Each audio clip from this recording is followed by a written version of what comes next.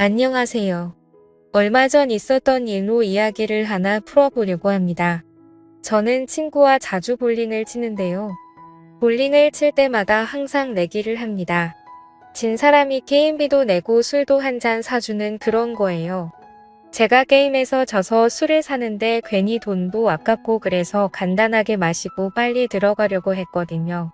근데 그날따라 좀 기분이 좋아서 많이 마셨는지 마신 후 헤어지려던 찰나에 갑자기 친구가 제 옷깃을 붙잡으며 자기 집에서 2차나 하자고 하는군요. 저는 밤이 늦어 집에 들어가야 한다고 했으나 막무가내인 친구를 어떻게 말릴 도리가 없었습니다. 그래서 아내의 허락을 받은 후 친구의 집으로 갔어요. 1차는 저에게 얻어먹었으니 2차는 집에서 자기가 대접하겠다더군요. 물론 집으로 가는 택시비도 자기가 대주겠답니다. 이 친구는 술만 마시면 이렇게 죽자고 마십니다. 중간에 좀 끊을 줄도 알아야 하는데 그런 걸 모르는 것 같아요. 그래서 많이 마시면 항상 울고 어디에 전화하고 진상도 이런 진상이 없습니다. 그렇게 불편하게 친구네 집으로 향하게 됐는데 아니나 다를까. 친구 집에 도착하니 친구 아내가 억지로 웃으며 우리를 반겨주더군요. 거실로 들어온 저는 친구 아내에게 적지 않게 눈치가 보였으나 어쩔 수 없었습니다. 그렇게 그곳에서 소주를 몇 병 마셨을까요? 친구는 술에 취해 쓰러졌고 저는 친구 아내의 안내를 받아 제 친구를 침실로 옮겼습니다. 그래도 다행히 오늘은 별 진상을 안 부리고 이렇게 곱게 자는 걸 보니 괜히 고마운 마음도 들었습니다. 저는 친구 아내에게 폐를 끼쳐 미안하다고 했지요. 그러자 친구 아내는 역시 자기 남편을 이렇게 잘 챙겨주는 사람이 저밖에 없다면서 고맙다는 말을 했습니다. 저를 믿으니까 한 번씩 이렇게 노는 것도 충분히 이해할 수 있다고 하더군요. 저는 친구도 술에 취해 들어 눕게 된 마당에 더는 이곳에 있을 필요가 없어 이곳을 후다닥 나가려는데 마침 친구 아내가 바둑 프로를 시청하고 있는 게 보였습니다. 아까부터 시청하고 있었는데 이제야 제 눈에 들어왔던 것이었죠. 저는 호기심 가득한 표정으로 친구 아내에게 바둑을 좋아하냐고 물었습니다. 그러자 그녀는 어릴 때부터 조금씩 바둑을 했었다고 보는 것도 좋아하고 직접 두는 것도 좋아한다고 하더군요. 그래서 어느 정도 두냐고 물어보니 어디 가서 질 정도는 아니라는 말을 하는 거예요. 동네 어르신들과도 종종 뒀는데 비슷한 실력이라고 하는 겁니다. 저도 바둑을 좋아해서 그 말을 들으니 대충 가늠이 되더군요. 그녀가 엄청난 실력자라는 것을요. 한 번은 제가 어릴 때 한창 바둑 기사가 되겠다며 학원을 다니다가 자신감이 차올라서 탑골 공원 쪽 어르신들에게 도전을 해본 적이 있습니다. 지금 생각해보면 참 아찔한 도전인데 당시에는 이 정도는 해도 될 줄 알았어요. 근데 그 공원의 시간이 남아 돌아서 서성이는 것 같은 그 어르신들이 사실은 엄청난 바둑 실력자들이더라고요. 그 뒤로 부끄러워서 어디 가서 바둑 둔다는 말을 잘 안 하는데 그녀의 말은 정말이지 저를 궁금하게 만들었습니다.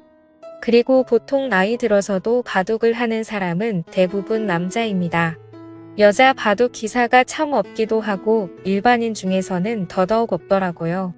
그래서 호기심이 많이 생겨서 다음에 기회 되면 바둑 한번 두자고 말을 했는데 그녀는 갑자기 지금 한번 하는 게 어떠냐는 제안을 하더라고요.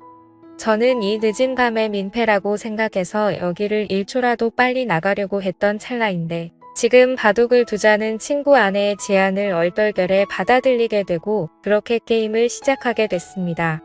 저와 친구 아내는 바둑판을 서로 마주보고 앉아 첫 돌을 바둑판에 찍었습니다.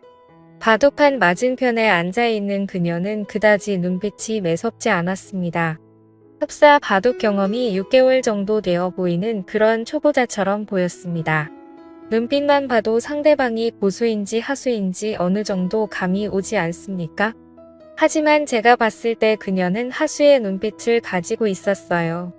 그래서 저는 괜히 그녀를 도발한다고 내기 바둑을 두자고 했습니다. 그러자 그녀는 한쾌히 내기 바둑을 승낙했고 아무래도 친구의 아내이다 보니까 돈 내기를 하는 것은 좀 예의가 아닌 것 같아서 그냥 가볍게 소원 들어주기를 했습니다. 그렇게 저와 친구 아내는 바둑을 두는데 술을 들면 둘수록 감탄이 나왔습니다. 저에게 싸움을 거는 것처럼 보였고 한 수 물러나고 방어를 하는 것처럼 보였으나 매섭게 공격을 하면서 들어오는 그녀의 스타일이 너무나도 매력적이었습니다. 아주 유연하고 다채로운 수를 두더군요. 저는 그때 느꼈습니다. 이 정도 실력자면 동네 어르신들과 한 번쯤 자웅을 겨뤄볼 만한 사람이라는 것으로 확실히 초반에는 제가 많이 불리했습니다. 그녀의 눈빛에 방심을 많이 하기도 했고 술도 많이 먹어서 집중이 잘 안 됐거든요. 그러나 그녀의 공격을 몇 번 맞다 보니 술이 확 깨버렸습니다. 초반에 불리한 전세는 조금씩 역전을 하는 듯이 보였습니다. 학창시절 바둑부의 학원까지 다녔다는 장점을 내세워 후반으로 갈수록 친구 아내를 거칠게 밀어붙였습니다. 아마도 그날 바둑을 둔 게 최근 10년간 제가 가장 많이 집중을 한 시간이었던 것 같아요. 그만큼 저도 상대방의 실력에 맞춰서 진심을 다해서 뒀습니다. 위 지역은 확실히 제가 불리했으나 아래 지역을 다 먹게 되면서 제가 이기는 방향으로 게임이 흘러갔지요. 그랬더니 친구 아내의 미간이 찌푸려지며 마지막으로 두려던 제 돌 하나를 빼앗아서 자기 골짜기 사이에 넣더니 바둑판 위에 올릴 수 있으면 올려보라며 못한다면 자기가 이긴 거라며 막무가내로 떼를 쓰더군요. 하는 짓이 어찌나 귀엽던지 제 투박한 손은 아무렇지 않게 깊숙한 골짜기에 빠진 바둑돌을 집어들었으나 그녀의 소원이 뭔지 궁금했던 저는 깔끔하게 패배를 인정했습니다. 돌을 던져버린 채 손을 떼며 도저히 못 잡겠다면서 제가 졌으니 소원을 말해보라고 했습니다. 그녀는 민망하다며 얼굴을 붉히다가 제 얼굴을 보지도 못하더니 자꾸만 자신을 뚫어지게 쳐다보는 제 눈빛에 수줍어하는 표정으로 이렇게 말하더군요. 그녀의 소원은 좀 뜬금없었습니다. 갑자기 제가 시간이 되면 술이나 한 잔 사달라는 거였습니다. 저에게 호감을 표하는 게 아닌가 싶어서 기대하는 마음으로 다음날 친구 아내를 만나 술을 마셨습니다. 친구 아내는 오늘 만남은 남편에게 빈일이라고 하더군요. 저는 알겠다고 했어요. 그렇게 우리 둘은 술을 마시며 바둑 이야기를 많이 나눴습니다. 그녀도 바둑에 애정이 많았는지 재미있는 이야기를 많이 하더라고요. 적당히 술을 마신 후 곧장 숙박업소로 갔습니다. 누가 먼저 말하지 않았는데도 자연스럽게 발길을 닿았습니다. 어쩌면 솔직히 술은 핑계였고 우리 둘은 첫 만남부터 서로를 원한 게 아닌가 모르겠습니다. 바둑을 두면서 그 마음에 확신이 섰겠죠. 어쩌면 그 마음이 맞을 겁니다. 그렇게 친구 아내와 사고를 치고는 저는 집에 왔습니다. 정말 재밌고 짜릿한 순간이었습니다. 그렇게 며칠이 지난 후에 자꾸만 친구 아내가 생각나더군요. 이럴 줄 알았다면 그때 친구 아내 연락처라도 알아둘 걸 그랬다며 혼자 아쉬워하고 있었습니다. 저는 고민하다가 친구 아내가 너무나 보고 싶어서 3일 만에 친구에게 전화해 너희 집에서 술이나 마시자고 했습니다. 친구는 좋아하더군요. 어쨌건 저는 친구와 친구 집에서 술을 마시며 중간에 합석한 친구 아내와 셋이서 재밌게 놀았습니다. 그러자 친구 아내가 그러더군요. 저번에 진 내기 바둑에 관한 복수를 해야겠다고 말입니다. 그렇게 저와 그녀의 두 번째 대국이 시작됐고 저와 친구 아내는 친구가 보는 앞에서 진지하게 바둑을 두었습니다. 친구는 바둑에 취미가 없던지 긴 하품을 내뱉다가 자야겠다며 안방으로 들어가더군요. 바둑은 아무래도 한 게임이 시간이 좀 길다 보니 친구가 지루해하는 것도 충분히 이해는 갑니다. 그러나 지금 이 자리에서 대국을 물을 순 없죠. 끝까지 싸워야 했습니다. 저와 친구 아내는 아랑곳하지 않고 바둑판만 집중했습니다. 그런데 그 짧은 기간 동안 얼마나 연습했던지 그것도 아니면 질 수 없는 전략이라도 짜고 나왔던지 친구 아내가 너무나 잘 두더군요. 저는 손에 들고 있던 마지막 돌 하나를 제 앞 주머니에 넣으며 이걸 빼서 바둑판 위에 저를 대신해 둘 수 있으면 진짜 인정하겠다고 했지요. 그러자 친구 아내는 거리낌 없이 이를 실행했고 저는 아쉽게 패배했습니다. 깔끔한 저의 완패였습니다. 도저히 방법이 떠오르지 않더군요. 그녀는 어린아이처럼 바둑을 두었습니다. 쉽게 꺾이지 않고 그렇다고 욕심을 내지 않으며 아주 순수한 마음으로 바둑을 두는 게 느껴졌습니다.